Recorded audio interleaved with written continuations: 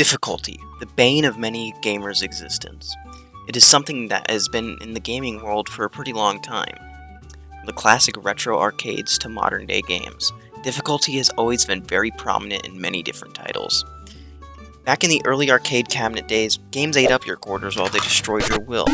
This tactic worked because many gamers would always come back with even more of their parents' quarters until there wasn't any around the house, essentially making arcade cabinets ticket munchers for 25 cents. Games like Pac-Man would just have you do the same thing, but slightly harder forever, on and on. Then there are games like Ghosts and Goblins, or Ghosts and Ghouls, or whatever the title may be. Either way, games that play like this would just make the player play the game again and again, making them go insane from the constant repetition, calling it gameplay. But as time went on, developers realized that games would actually need at least a decent story to keep their players' attention. So then, after a while, difficult games actually seem worth it thanks to the experience they give, whether that be gameplay, story, or whatever you get from games. In some games, difficulty is a crucial option that will affect the way you play a game.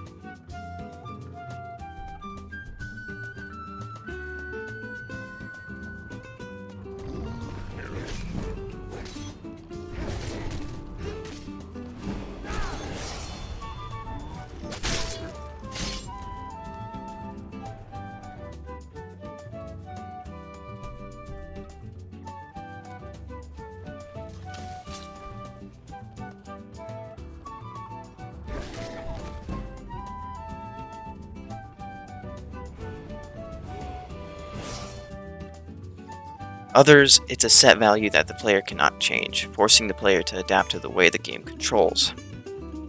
Good games have difficulty that make the player feel good for completing a difficult area or a boss. Games like this are Dark Souls or any of the Soulsborne, Shadows Die Twice, whatever. They would put the player at a disadvantage at the very beginning, but as time goes on and the player levels up their character, they can feel a sense that they've gotten stronger in the game, as well as the player feeling that they've gotten better at controlling the game. Or games like Devil May Cry that would make the player feel good for doing good, and the higher the difficulty, the more satisfying the experience is to wipe out an entire demon army to the OST that progressively gets better while you taunt them for just existing.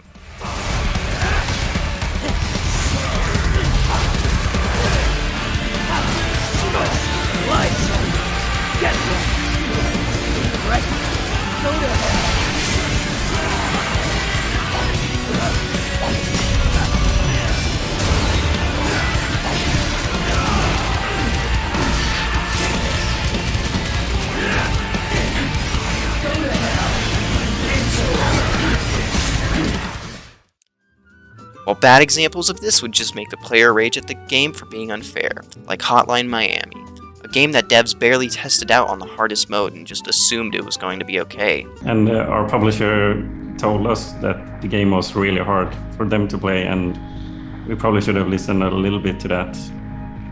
The hard mode, I haven't beaten it myself. I didn't even play it. Or when the game has a ranking system and it requires you to be perfect at all times to achieve the best grade.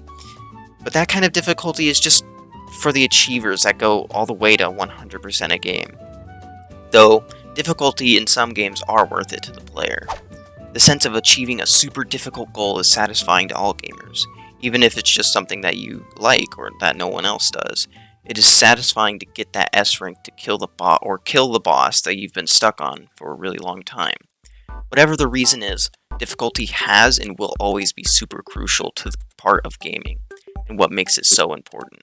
Some argue that games need to be made easier for casual consumption, though that heavily resides on whether the game is fun, difficult, or not. Just imagine what Cuphead would be like if they made it for preschoolers. It would still look amazing, it would just lose the satisfaction of defeating a boss that you've had trouble with. Then there are games that aren't inherently difficult, they're just hard to master. Games like Mario Odyssey that have the feel-good classic controls of any 3D Mario platformer. But if the player masters it, they can move, jump, and go wherever they feel like. Games like these usually turn into competitive games. Games like CSGO, Valorant, any 3D fighter game, or one that I've liked, Lethal League. Games like this are super easy for people to pick up and understand what to do.